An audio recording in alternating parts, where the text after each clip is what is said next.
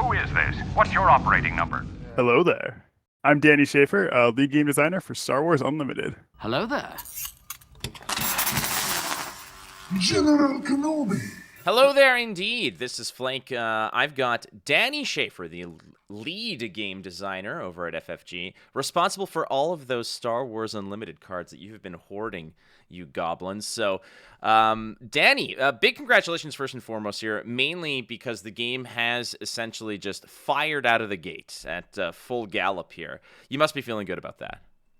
Yeah, we're feeling great, and thank you. Yeah, it's so weird after years of working on the game to finally be at a spot where it's out there in the real world, where people are playing with it, and where honestly the response has been like as good as we could have imagined. It's so exciting. So that's a very fascinating question, and regarding, like you said, just finally seeing it come to fruition where people can get their grubby little hands on it. Well, we're going to touch on that a little bit. I want to get first the Danny Schaefer origin story when it comes to card games. I started way back when as a 12-year-old, bright-eyed and bushy-tailed, getting Star Wars CCG by Decipher, and then it was all downhill from there. That was like 26 or 27 years ago. Yeah. Where does the Danny Schaefer story arc begin when it comes to card gaming? Yeah, so it definitely starts as a kid. Probably, God, I don't even know how old I would have been when I started playing card games. My parents loved all the like kind of classic card games and board games, and I first got into Pokemon when I was, God, it must have been like 8, maybe 7 or 8, pretty young, and was one of the probably the few people in the world to actually learn to play the Pokemon game as opposed to just collect the cool cards. Uh, and then really I got more hooked on TCGs in college. That's when I got into Magic, started playing that a ton for several years, was really into Magic. And from there, that kind of led me to Fantasy Flight, where I started 9 years ago now. And have worked on card games pretty much continuously since then, from Game of Thrones to Warhammer Conquest, Arkham Horror, and most recently Keyforge before Unlimited. So yeah, a lot of card games in my past. A random tangent that's sort of where we Yeah. intersect on this, frankly, is the fact that you mentioned Game of Thrones, and I've never played Game of Thrones, but I did once upon a moon do some content with a gentleman by the name of Joe Mirando, who was a former Game of Yeah, Thrones world champion, if I'm not mistaken. that is true. Yeah, yeah. I remember him winning Worlds one year. I I don't try know to what remember. happened to him. Yeah. Honestly, the guy one day, he was a Gwent player for a while, was a fairly Oh, popular sure. streamer, and then one day just decided to, God knows what happened to him. He disappeared. I hope he's doing well, but it's just funny when you Hope talk so. about what Game of Thrones and sort of that lead up to where we are now, which is for Star Wars Unlimited. And you mentioned saying, hey, it feels good to finally see it, published, see it hmm released. When was that first birth of the idea, and who would you say is that patient zero of the origin of Star Wars Unlimited? So yeah, I think the story of Star Wars Unlimited for me, I guess, really starts with me and Jim Cartwright, who is now our I don't know what his title, executive VP of strategy or something, but at the time was working with me in the card game department. And we we had talked a lot about with knowing the end of Destiny had come, about what we would do with a new Star Wars card game, what direction we would take it, what the kind of core of that game would be. And I think it was in the summer of 2020 that we officially started the process, put together a pitch, and really started rolling on the development of what would eventually become Star Wars Unlimited. So yeah, really, it's me and Jim who were there from the very, very start. Well, the process of what that initial concept was to where we are today, like if you were to kind of, would you call this game like a glow up from that first initial bubbling idea to where we are now? What is it like? How different does it look? I will say we had an R&D process at the start. We were trying just various different mechanics and systems, and almost completely different. I was the one mechanical thing that has been there from the very beginning is building around the one leader. You have a one character who you're building your deck around. That character is going to have dictate what cards go in your deck, and also is going to have an ability that really shapes your deck. probably the most constant from where we started. It was, fairly early to get to some of the other systems as far as, building up resources throughout the game, as far as space and ground arenas. But the variations on exactly how that worked were pretty extreme, especially in the early days. One of the greatest quotes that I love to mention, especially when it comes to design processes, is the fact that Mhm. it's attributed ultimately the person who said it was Leonardo da Vinci, but who echoed it many years later was George Lucas. So I'm gonna attribute it. It's kind of like the Michael Scott, Wayne Gretzky kind of quote of a quote thing, but the quote is that art is never finished; it is merely abandoned. And I feel like to a certain degree, there has to be a point where you may have seen that there was maybe other avenues to explore within the game's Mhm. design, or maybe, we could always add this, or maybe we kind of flower out or feather out this aspect. But do you feel like there were parts of the game that you had to put on the back burner and explore later or expand upon later when push the print button on this game? Oh yeah, yeah, for sure. I mean, there are still things that we haven't even come back to exploring that every so often I'll wake up in the middle of the night and be like, oh, that mechanic, that would have been really cool. We'll have to go back to that someday.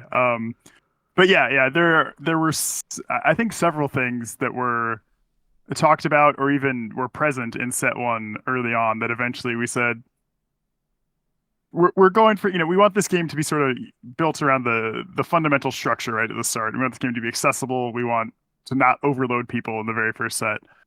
So there are certainly things that we held back for future sets. Some of which we're still holding back even 9 sets into design, but some of which you'll see coming in even in the first, 3 or 4 sets of the game. Things we talked about putting in set one and then said, yeah, maybe we'll hold that back and it'll be a cool thing in set three or set four or set five. What's Yeah. fun about doing these interviews is that I understand the limitation that you may have regarding what you Yeah. can actually tell us. But every now and then, I like to go in there and just reach and pick out a little something that you said Yeah. and just sort of get a little greedy with that information. You mentioning that you said set 9, and this is Yes. something that I spoke to Tyler about, because Tyler was talking about things like the same concept of down the line, down the line, down the line. And part of it is just instilling the confidence within us, the player, that this is something that you guys have invested in. And again, I've said that I've been lucky enough to be at the Celebration Mm. event in Minneapolis where these conversations were had, where you guys were talking about 2026, 2027. Set 9 is, I mean, we just got spoiled a bunch of stuff from set 2, and we're already Yeah. over the moon, and it's already done enough for a lot of people to say we're buying in, we're all over this. Yeah. Set 9 for you, is that is that a Q2 Q3 kind of 2027 move? Are you guys playing 4D chess that far ahead? We are very far ahead. Set 9 is going to take us to basically through 3 years of the game's life. And again, we're early on set 9. We've just sort of started scratching the surface of what it's about. But yeah, we're well aware, I think, that committing to this game and showing people our commitment to this game is super important. And I think just being that far ahead and letting people know that we have stuff planned for 2, 3, even more years down the line is a big part of that. Yeah. So I want to ask you this, because you said there's so many ideas that are kind of even keeping you up at night to a certain degree. But there has to have been a point in the design process where you guys were close, but maybe not yet, not there. But at one point, something clicks, the light comes on one part of the design process where you said, "This is it. This is going to be. We crossed the finish line for the product." Do you remember if that moment existed? Was there one specific, Rubicon you guys crossed that said, "We're there"? Yeah, it's an interesting question because I think to your point, the game never feels totally complete, right? It always feels like there's more to add, that there's more going on. But there have definitely been a few moments where it's like, oh, that was a big moment. It feels like this is a game now. One that I always talk about with Jim is when we hit on the idea of aspects and the fact that like some would come from your leader and some would come from your base, and the way that shaped the whole structure of what the card pool looks like, what decks look like, what constructed and limited play look like. When that clicked into place and we did our first few tests building decks and playing with that, it was definitely a moment where it felt like, oh, this is this is probably the game. We're gonna go with this. That's Yeah. good. I mean, it's a very innovative way to do things that does Mhm. kind of, it feels inspired from other deck building, Mhm. structures of the past, but feels good. It feels clean. It also leaves Yeah. a lot of latitude for deck building and innovation, which is Yeah. great. And I think that that's kind of what you guys were looking for. And part of this is limited, and it's a big conversation currently. I mean, I'm very well ingrained in the Flesh and Blood culture, and they're competitive. And I just did an episode with some world, like, national champions about the importance of limited from a competitive standpoint. When you're designing this game, how much of the design space was pushed towards saying we need to have a game that is equally as intriguing and satisfying from a constructed standpoint as it is from a limited standpoint. Really important. I'm realizing now. I said the leaders were probably the one thing from the very first vision that stayed consistent, but actually, another thing that was in that very first pitch that we've said from the very beginning is we wanted this to be a game that you could play constructed, draft and sealed, and multiplayer, and for it to feel robust and interesting and fun in all those formats. So yeah, from the very beginning, we were designing the system, designing the deck building with the idea of let's make sure this is a good experience in limited. That we're designing the aspects, the deck building, everything, such that when you draft it, you have compelling decisions to make. You can be reading signals, you can be going in different directions depending on what the packs give you, in a way that feels fun and rewarding and familiar to people who have drafted other games, but also with some new twists. Particularly with like the leaders and bases and those combinations and how those, especially the leaders, really affect your draft direction. Star Wars U feels like I wouldn't say an homage necessarily, but an evolution upon its ancestry in the TCG Mhm. space. And I know that within the design room, there's a lot of players like yourself, like Tyler, who have so Yeah. much experience with other card games. And there's a lot of familiarity. And be it through keywords or basic mechanics of unit combat and trading, etc.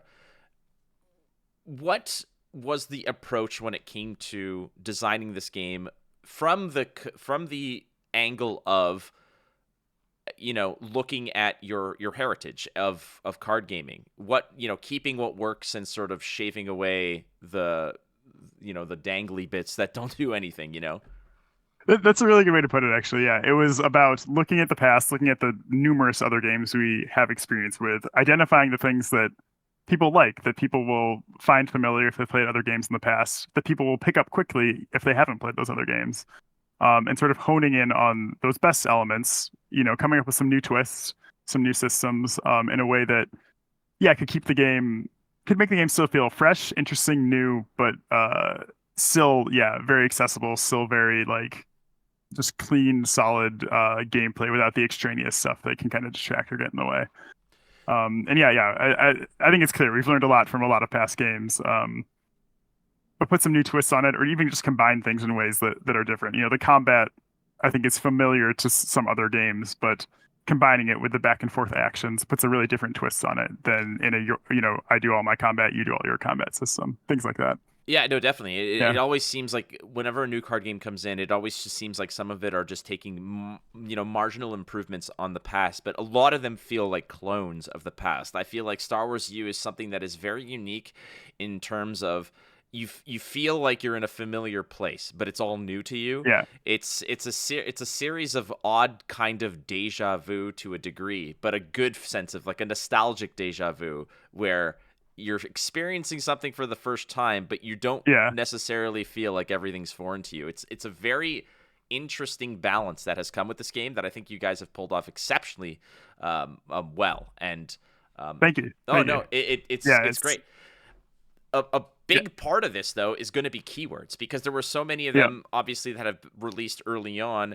I know that one of the questions that we fielded from the Ice Cave viewers is one basically regarding keywords, and I'll get to that question in a second, but I have to ask you first and foremost is that how careful are you about future keywords? Because there are some Mhm. from that may seem familiar from other games that they might just be complete grenades tossed in the room when it comes to Yeah. Star Wars.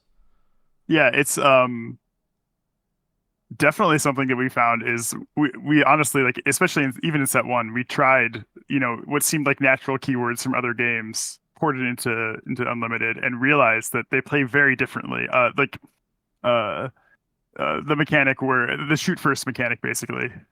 We tried that as a keyword on that was on a bunch of units, and what we realized is when you're playing a unit and your opponent can immediately directly attack it and take no damage back, it doesn't feel good if there's a lot of that floating around the game. It's fine if it's like a one-off on an event or an expensive unit like Han Solo, but if it's everywhere, it's just like, oh no, suddenly like my actions do a thing, my opponent's action is completely obliterate that thing.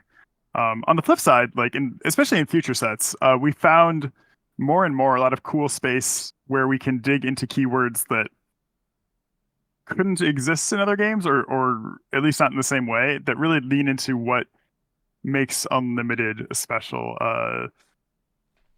I can't give too much away, I unfortunately, know. because it's future stuff. But you can think about the specific things that are unique to Unlimited, or that Unlimited has versus other games, and ways we could dig into those more in ways that other games couldn't. But yeah, Yeah. it's really exciting when we find stuff like that, where it's like, oh, here's a new keyword that is very Unlimited specific. Yeah, it's exciting. For those of you who are watching this or listening to this, I promise you that I do my best to shake the coconut tree as best as I can without getting donked on the head. So there is a follow-up question specifically to Mhm. the keyword question, and this one from T-Bird off of our Discord server, and basically saying, is there going to be support for existing keywords way down the line? And the example given here is something along the lines of like, hey, if we get bounty, are we, in set 2 that has just been announced, Mhm. are we gonna get, Right. or is that it? Is it a one and done for set 2, or will there be bounty appearing in set 5 and set 8 or something along those lines? Yeah. So it's another spot where I can't get into specifics, but I can say in general, it's going to vary a bit from keyword to keyword. I think it's probably already clear that the set one keywords, Raid and Restore and Sentinel and Ambush, those are going to be in every set, and have support throughout. For the new keywords that we introduce in new sets, um, some of them are going to show up very often. They'll show up again in another set, just maybe in the next set or a couple sets down the road. Some of them will be more specific to one set, but that doesn't mean we can't go back to it, 5 sets down the line. It's like, oh, here's the mechanic from set 2. It'll be back in set 7. I think that is on the table for basically any new keyword we do. So it'll vary from keyword to keyword, but expect some possibility of going back to them, and some of them we might go back to really soon. One of the most difficult things to balance is not necessarily just about power level and power creep related questions, but it's more so about fun versus functional, casual versus competitive. Sure. And I have been very supportive of this game from the aspect of you can have fun without playing from the optimal perspective. You can do cool things and have a good time. I'm asking you about the design process of this game to have an equal amount of appeal for casual, cool, fun things to do. And obviously with Twin Suns and things like that, and obviously the fact that it's Star Wars, you're going to appeal to people who just want to have fun. But Yep. it's a very big driving force for other card games to have that appeal. Kitchen table style things or formats that don't have prizes at the end, that don't necessarily reward anybody outside of, just bragging rights. In the design room, how much focus is given to just saying, let's make a really cool card, or let's make a card that's not going to win games, but it's going to create really funky scenarios? Yeah, it's a big topic in the design conversations, probably more so than any other card game that I've worked on before. Is just identifying that this is a TCG. We're going to make a ton of cards, and there's going to be a ton of different audiences playing, as you say, different formats: casual, competitive, Twin Suns, draft and sealed. And not every card has to be for the competitive player, which is, it's honestly a bit of a mindset shift from some of our past games that I've worked on. But I think it's really cool and exciting. We really do intentionally go into conversations on design on each set, looking at cards and identifying, okay, these cards are going to be competitive cards. We have to balance them and design them and develop them around the idea of we'll see these in competitive play. but there's also big chunks of cards where it's like, okay, these cards are just to be exciting to the casual player. It's okay if this card isn't, as consistent or it doesn't show up all the time, in constructed. It's okay if this card is much better in Twin Suns because of the multiplayer ability. It's okay if this card is a build around in draft that maybe doesn't make the leap to constructed. So yeah, we talk about that all the time, and honestly, it feels like it just creates a lot more possibilities when you're not trying to pigeonhole everything into it has to be on a very flat band of competitive power level. The approach towards Twin Suns, and I know that the design team, myself, a lot of people within the community are going to have a lot of fun playing games like Commander from Magic and Twin Suns as being a multiplayer format. What do you like? Where was the birthplace of Twin Suns? Was it something that as a design team you guys identified early as we need a multiplayer format? Or how late in the design process for Star Wars U was the concept of Twin Suns introduced? So it's another thing that from the start we said we want a multiplayer format, and we were again early on we were mostly focusing on one-on-one, but pretty early in the process we started testing multiplayer, different variations on it. The actual innovation that Twin Suns is two leaders together was a bit later in the process. We were pretty well along on developing the, draft and sealed and developing 1v1 constructed when we got to that conclusion of, oh yeah, two leaders. That's cool. That's really different. It opens up deck building possibilities in a cool way. And once we got there, that was another moment where like things just clicked into place where it's like, oh, this feels different. It's not just I'm playing the same game but multiplayer. I'm probably building a totally different deck, especially as we get more cards in the card pool, where I'm really focused around how does this leader ability work with this other leader ability. So yeah. Again, multiplayer was in there from the start. The idea of, combined leaders, expand deck building options that way was partway through the process, a little later along. But when we got there, we realized pretty quickly that it was a really cool way to go.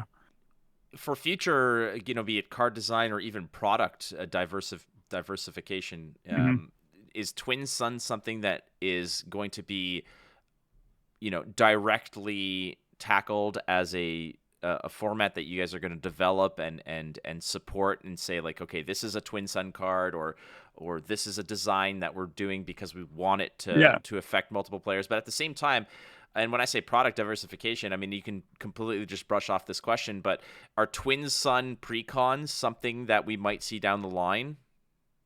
I will have to brush off the specific product question. I thought so. Yeah, that was a throw in, and it's all good. I respect that.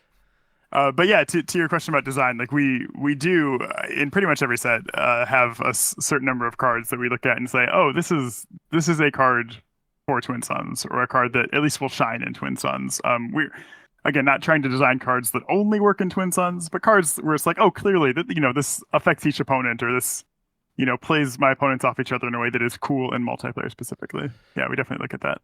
In which case, I'm going to ask you this then. Twin Suns as a format, it's obviously going to be labeled as a kitchen table kind of let's have some fun, but similar type of multiplayer formats have evolved to have competitive scenes, to actually even have competitive tournaments that bubble up, be it at like SCG cons or things like that. Are you going to be supporting Twin Suns purely from a casual perspective? Are you going to sort of try to pump the tires on it to be like, hey, this can be competitive. There is something here for the competitive crew. I would say our intention has been to treat Twin Suns not as a competitive format, to say this is the multiplayer, more casual side of things. Premier is the competitive. Premier and honestly Draft are the more competitive side, or where we'll put those competitive tournaments. With that said, I mean, we're always trying to watch the community and be receptive to what's going on out there. So if there's a significant interest in it, we could revisit that for sure. So I had this conversation with Tyler, and it was probably the biggest hurdle I would imagine that FFG had to overcome beyond obviously making a good game. And it's that there is this turbulent past when it comes to supporting card games from, beyond a certain point. This is something that y'all have not shied away from those discussions, and I really respect that. But I said this to Tyler, and it's probably true for many people who are listening to this, is that when it came down to Star Wars U, I know I was bought in from the get-go, but a lot of people that I know were not, and that includes LGS owners that I'm friends with, and it was a hard sell. And they said, even you, Flake, we're not going to carry it even for you. But eventually they came around. Yeah. Do you feel that this was probably your biggest hurdle at FFG for creating a good game, despite the fact that you all were very confident that you've created something special here? There's got to be this brick wall that you understood that, hey, we need to just, tuck our head down and just barrel through this. Yeah, absolutely. Yeah, it's another thing that almost from the very start of developing the game, part of our conversations were we're going to have to win back some trust. Like people, there's a perception out there. People know what has happened to past card games from FFG, and we obviously realized that ignoring it wouldn't do us any good. That would just be more of the same. That we had to acknowledge it, confront it head on, and also like show people that we're doing things differently. Show people that we are, committed to this game several years out in terms of design and development. That we're going to have the support for organized play. That we're going to be open and responsive and communicating with the fans. We're not just going to be, a brick wall or anything like that. It's been part of, again, the conversation from the start, and we're hoping we can carry that forward and keep, being open, keep showing people that no, we really are truly committed to this game. This is special. This is different. This is not the same old FFG. This is a difficult conversation, obviously. I mean, it's not a happy one but it's in the past, and that's something that you have to look forward, and it just gets frustrating for everybody involved. And I get asked this probably about a dozen times a week of, yeah, but how do you think it will last? And without giving away too much to these people, I say, listen, I've had conversations that this is something wherein I'm already making plans for this game into 2027. And you know what? At the end of the day, how far into the future do you want to think about these things? But I think that FFG, that you all at Star Wars U have done a really good job of I think approaching this the right way, which is we're not going to sweep it under the rug, but we're going to lead with a good product and a very collectible product, a very desired product, and go from there. So you've done that, and this product is just flying off the shelf now. I think that the first wave of it, I think, is done and dusted. Everybody is still wanting to rip packs. I am probably one of the people out there. I enjoy ripping packs like everybody else, but I'm also the type where I understand once I have what I need, I can pretty much kind of tame that beast. But there's this urge inside of me at all times to just tear open absolutely everything Star Wars related because it's such a fun experience. So before we get into the collectability conversation, I want to ask you if the success of Star Wars U has fallen short, met, or exceeded your anticipation from release. It certainly hasn't fallen short. I think it has exceeded pretty much all our expectations. I think some of us, myself and Jim Cartwright included, had like a hope that it could be this big or on this level. But it's one of those things where you can never quite allow yourself to think that's actually what's going to happen. There's always that fear of like, let's be realistic. It's not going to just like sell out like crazy immediately, So yeah, to see the response, to see it, as you said, flying off the shelves has been really exciting. Really just, there's nothing like it. It feels really great. Well, the success has been great. And again, you kind of want to keep your expectations at least tempered a little bit because disappointment is a tough pill to swallow. Exactly. But it has been a commercial success. It's been a critical success as well. Those are two major factors to going back to what we said about earning that trust back from not just the player base, but from the retailer side as well. Have you, I don't know if you're privy to this information or whatnot, but have you seen a spike in interest across the board from a retailer perspective after sort of like that first pre-release weekend? I'm not as directly plugged into that on the design side, but my impression from people who are is that it's been a really positive response and increase in interest. After the initial hype that first week. I love it. I love it. I mean, the question now is, how do you sustain it? What is the strategy Yep. here to sort of continuously ride this wave? It has been this maelstrom of success, of critical acclaim, but at a certain point, that honeymoon phase kind of wears off. Yeah. So how do you insulate against that eventual kind of come down? Sure. Yeah. I think the key really for us is just keep focusing on what's made it successful so far. Keep, stick to the fundamentals of good game design that are there. Um, while also, continuing every set, push new exciting things, push innovation, uh, push stuff that'll make people say, "Wow, this set is it's still Star Wars Unlimited, but it's different. There's something cool here to latch onto." And it also comes down to, again, the stuff we talked about with being open with the community, supporting organized play, supporting the community, and being willing to adapt and improve things when we see things that aren't working as well as we like to.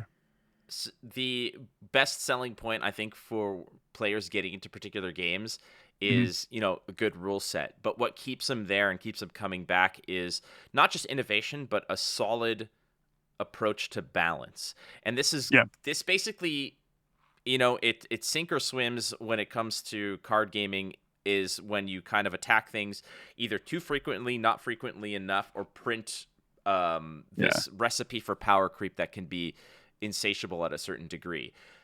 Do you have a basic philosophy, or what is the philosophy, I'll say, from FFG when it comes to the balance of Star Wars U? Yeah, there's a few different elements there. I think the biggest one is, we want to avoid power creep. Certainly general power creep for the game. We want every set to open up new options that are still powerful and they can compete with existing decks, but not in a way that's just like, oh, this new deck is flat out better than the last one. We've been having a ton of conversations around this, especially in sets 4 and 5. But even before that, we were talking about a lot of let's print cards that are on par with some of the best cards from set 1, or set 2 or set 3 or whatever, but aren't exceeding them, and that are just more asking you to build a different kind of deck, keep the metagame fresh in a way that doesn't feel like we just power creeped out the old stuff. So that's a big part of it for sure.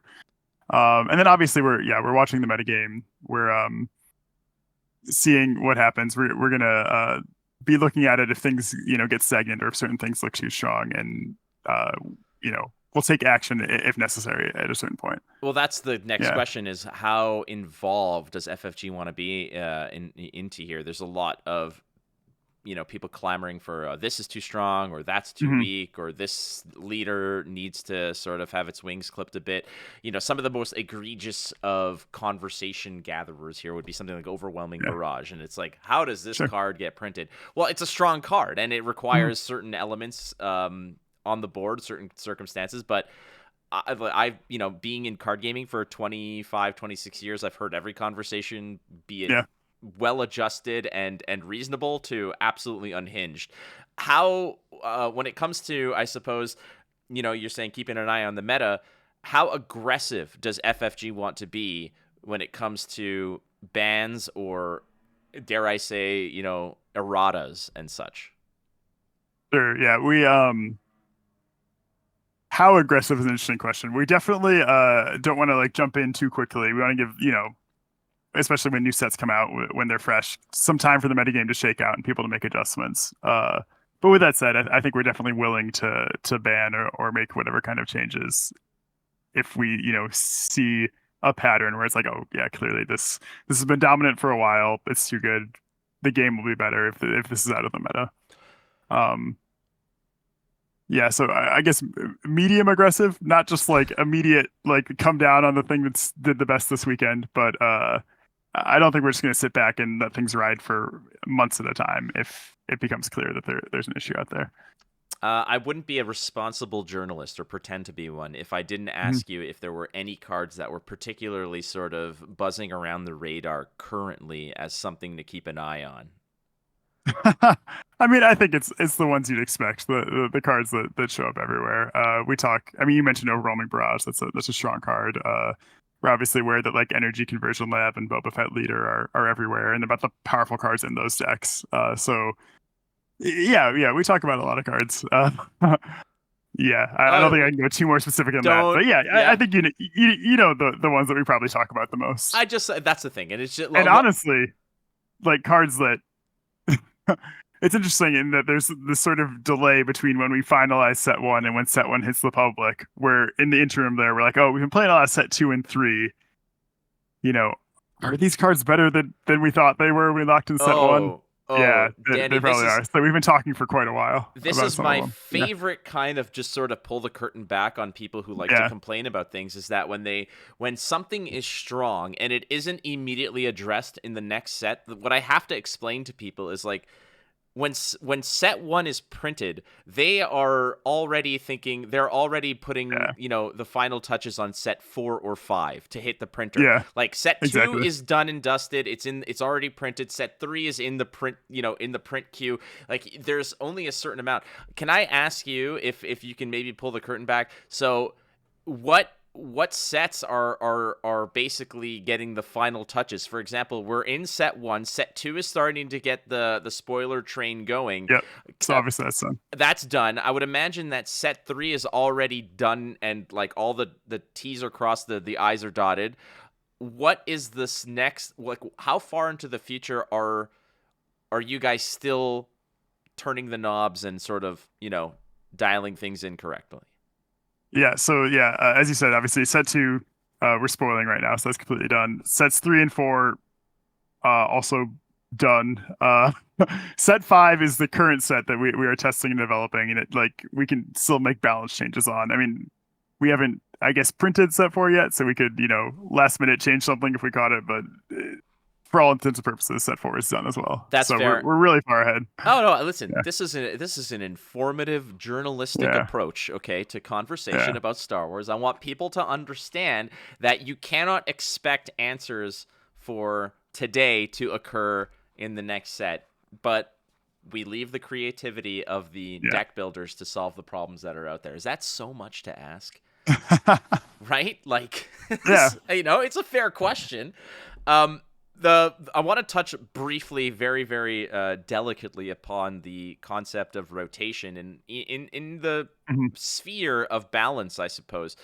I don't know how often rotation will occur or when the first one is slated. However, will you be looking to perhaps allow something like rotation to solve the conundrum of power creep and balance? Yeah.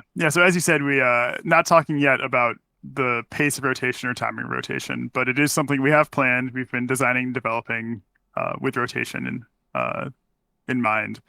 And to your point, it's a huge factor in allowing us to head off power creep, where we can keep the sets, as I said, at roughly the same overall power level, certain strategies pushed in one direction or another from set to set, while still letting the new sets be relevant, because at a certain point, set 1 will fall off, and the early sets will fall off, and the new sets will have their time to shine. It's been a big conversation lately, actually, as we get deeper and deeper into design. We're talking about, like how will rotation affect these sets way down the road? What will it mean when these 20 metagame defining cards from the early sets are no longer around? What fills their shoes? What cards get better or worse in their absence?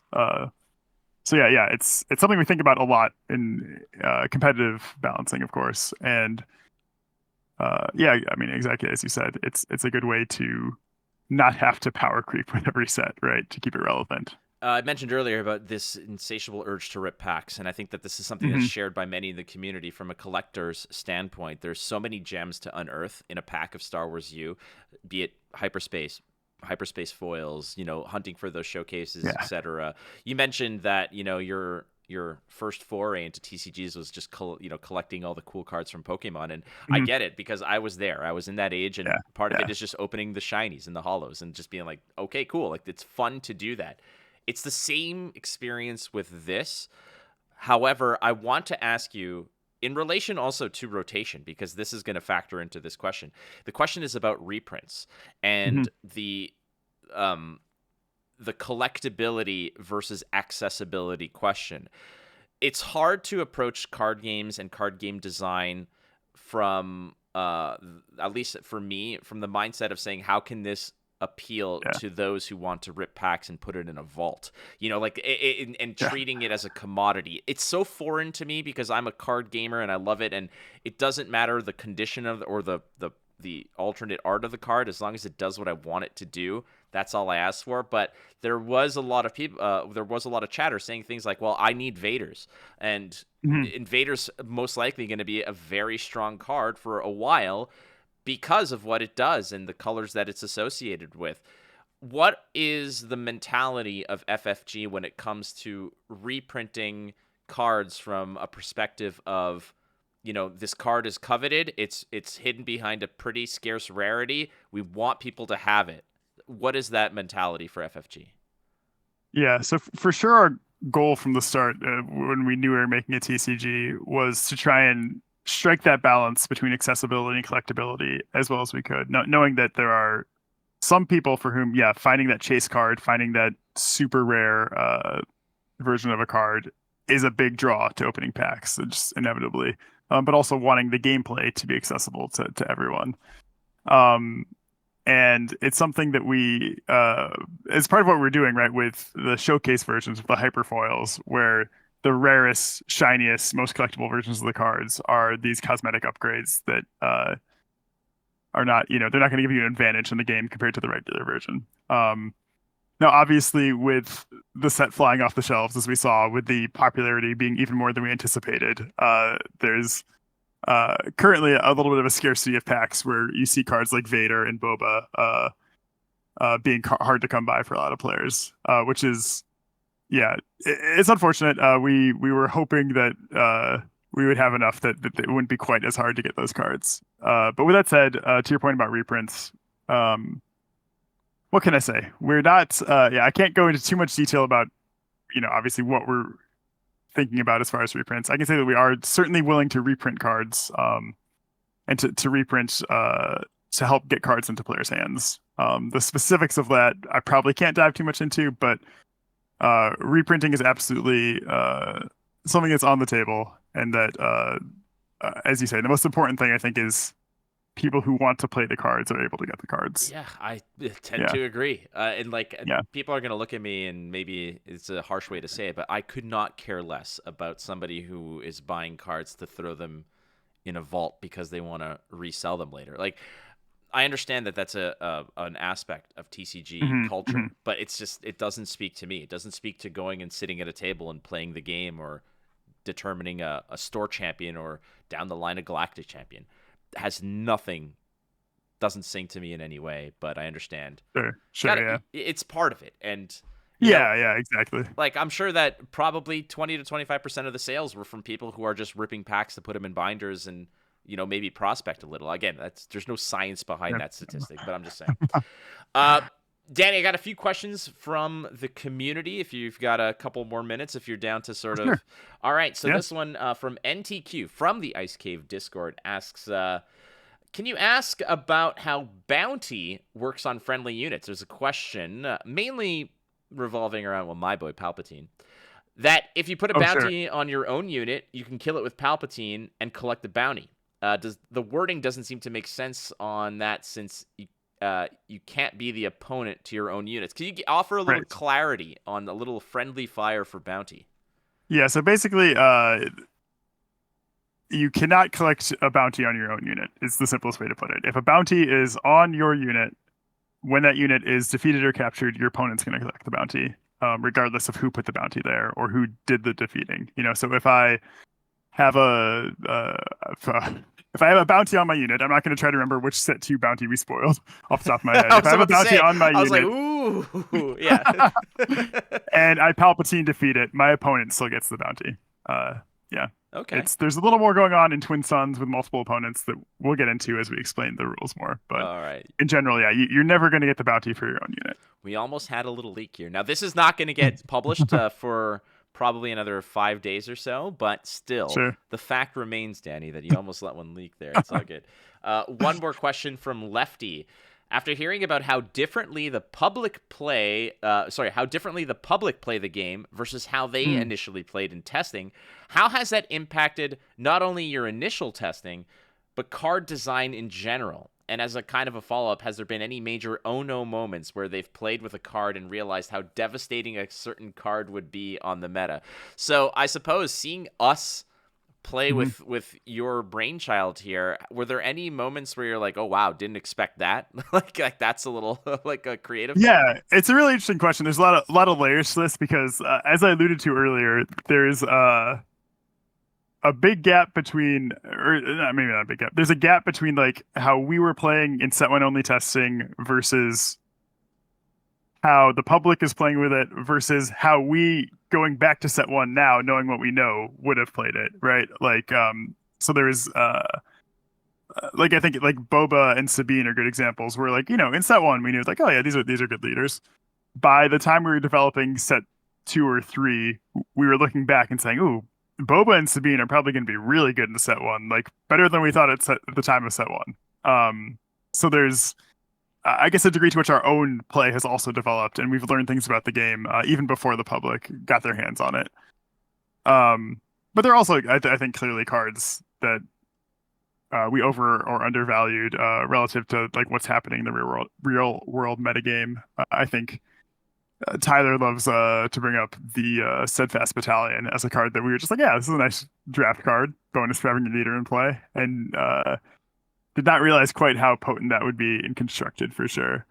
So yeah, it's definitely a complicated question as far as the way we play is always also evolving. We evolved from set 1 to set 2 to set 3. We're learning more now, seeing how y'all are playing with set 1. I think like Energy Conversion Lab is probably another good example of a card where we're like, oh yeah, this is a strong green base, strong pull towards green in set 1. I don't think would have had it as high as it has played out in public. It's been stronger than we thought. Well, that's what we're here for, man. Yeah, and then as far as like retroactive. Oh, we just realized something moments. I don't know if there's anything where we've quite had a like, oh no, we realize there's something in a past set that is gonna dominate the meta like 2 sets later.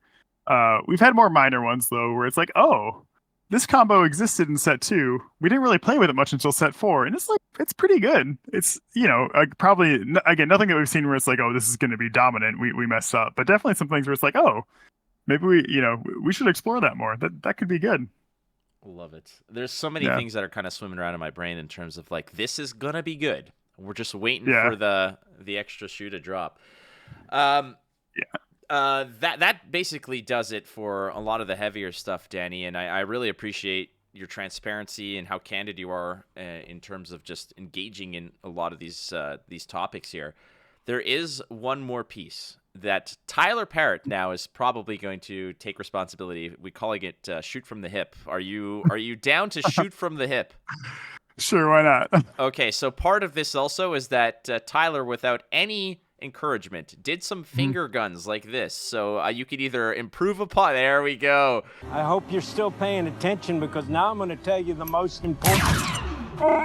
I can't improve upon Tyler's finger guns. Tyler is a maestro of finger guns. So we're going to do a little shoot from the hip, and that is basically, we'll call it a little rapid fire lightning round kind of stuff. You could be as elaborate or as short-winded as you wish, Danny. Are you ready to shoot from the hip, my friend? Sure. Let's do it. Let's do it. First question is, who has the wildest card design ideas in the room? Wow. A lot of good candidates for this. I would say a lot of the newer designers have some wild ones. John Leo and MJ Cuts are the two that spring to mind. Is they'll design cards where I'm like, whoa, I didn't know the game could do that. Maybe it can't. So yeah, a tie between MJ and John, I think. The maybe it can't part is a very fascinating part about this. Okay. Yeah. Ryan Serrano is our sort of rules expert now, and is the one who most often has to come in on a card design and say, y'all, I wrote the rules. This doesn't work in the rules. It's not even close to working in the rules. We got to change this card. I was about to ask there's got to be a rules guru who essentially is like the gatekeeper for some of these more ambitious ideas, and I'm glad that someone's there to reel it in. Next question is, what card is currently being slept on? I feel like the answer I always give for this is Millennium Falcon, just because it does it all. It's such a good card, and I really, yeah. If you're playing aggro, it's really good space aggro. If you're playing mid range, it defeats all the aggressive space units. I love Falcon. It's one of my favorites. There are other answers I could give, but I think they would give too much away about what's coming in future sets. No problem. I love Yeah. it. Danny, who inspires you? Oh boy. Maybe just because you talked about Tyler, but Tyler definitely inspires me on the design team. Tyler is the one who's just like willing to grab an idea, just like the most creative idea, and be like, okay, but how can we actually make this work? And it definitely inspires me at work for sure. Every team needs a Tyler. Yeah. Danny, what is your fast food guilty pleasure? You're driving home and you're like, don't feel like cooking. I'm just gonna hit a drive-through. What is that ideal place? This is an easy one. I do a lot of Taco Bell. It's cheap. It's better than it should be for how cheap it is, in my opinion. Yeah, especially on the way to the office. Yeah. There's one like 2 blocks from the office now. I just hit it on the way to work like at least once a week.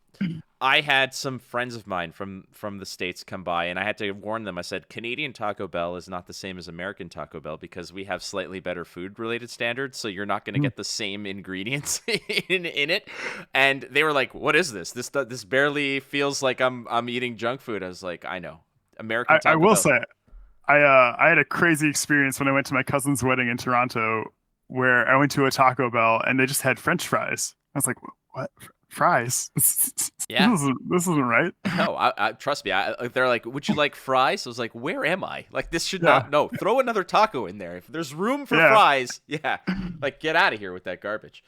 All right, Tyler. So you're playing in a major event. Okay, there's spectators. You've got 42,000 raving fans. The lights go down. The match is occurring in the middle of a ring. Okay. What music is playing as you're walking down to the ring? What is your walkout music? 42,000 fans. I'm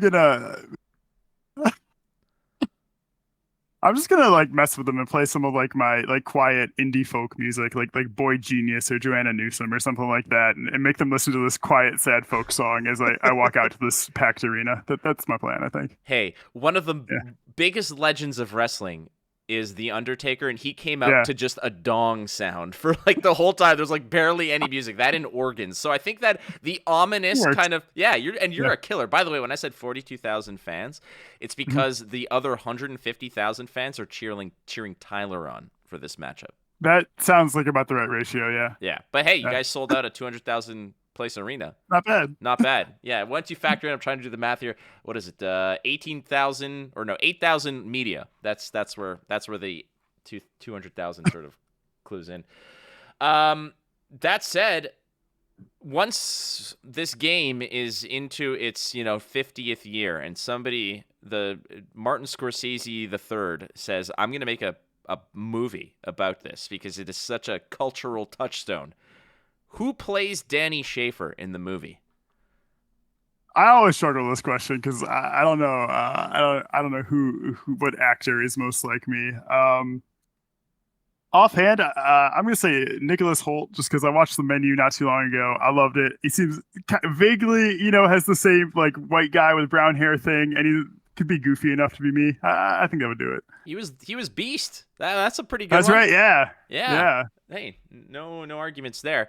All right. So after you win that big match in front of 200,000 raving fans, right, and then you go after the fact and you go watch the movie. Now you're saying, hey, we got time left. It's only 11 o'clock. Let's go to karaoke. What's the first song you're punching into the karaoke machine? So we actually have done some karaoke nights, the card game team and the events team with Xander. Last time we went, I did X's and O's by El King. Oh, really? Yeah. Okay. Tyler said Backstreet Boys, and I was like, yes, Tyler, I will sit Tyler, with you. I saw Tyler do Backstreet Boys. Tyler is actually good at singing. It seems like against the spirit of karaoke. But yeah, Tyler kills it on Backstreet Boys. He's the person who shows up like that episode of Seinfeld where Kramer does karate against 12-year-olds. It's like it just seems unfair. Yeah. But still, the success rate is there. Listen, next time I'm going to Minneapolis in June, okay? I'm staying there a week. Right. We are going to karaoke. I will show up Absolutely. at your doorstep and knock every single day until we go. That is Let's do a it. fait accompli. Last question for you. Actually, second to last question. There's a mystery one. It's not harmful at all. But we're going to go with original trilogy, prequels, or sequels. This is a tough one for me. I think, as much as I think the like 3 movies of the original trilogy are like the 3 best overall movies, I just love the prequels so much. Like the story arc, the characters, the memes, everything about it is just great. I love the prequels. I was waiting for the memes to sort of get wedged in there.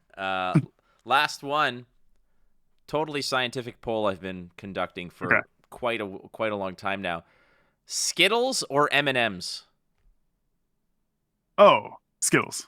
Oh, Danny, you were on a roll, man. Like you were just crushing this entire conversation until the end. You saw the finish line, you tripped on a pebble, and then you lost it there, man. I don't know. I guess maybe if it were peanut M&Ms, you could sway me. Oh, okay. So the first time I did this, I told Tyler, I said Skittles or peanut M&Ms. He said, "Oh, you had me at M&Ms until you said peanut." I said, "Okay, any variation of Skittle versus any variation of M&M that you want." Does this change your answer at all? So it's sour Skittles versus peanut M&Ms. Yeah, it does. Peanut M&Ms win. The best kind of M&M. The redemption arc. The redemption arc. This is it, baby. Heck yeah. Nice. I love it. You just took Palpatine in the form of a big Skittle and threw him into the core of the Death Star. That is the end of the arc for you, Danny Schaefer. My man, I'm happy to go out that way. That's a good way to go out, and I do sincerely appreciate, like I said, not just, I want to congratulate you, obviously, for the success of this game, which has taken everybody by storm. It's not just a flash in the pan. I think that this game has a fundamental just structure to it that is just rock solid, and it's Star Wars, and it's awesome. So congratulations on creating a phenomenal game. Thank you so much. That means a ton to hear. Really appreciate it. No worries, my friend. You can thank me when we go karaokeing. And on that note, friends, thank you very much again for tuning in to this brand new project that we're doing here in the Ice Cave Network, which is Hello There. And every week, we're going to bring you somebody else from the community, the movers, the shakers, the needle movers. So Danny Schaefer, lead designer over at FFG for Star Wars U. Thank you so much. And we'll talk to you soon, buddy. Thank you. Have a good one. All right, be kind. We'll see you next time on Hello There. So uncivilized.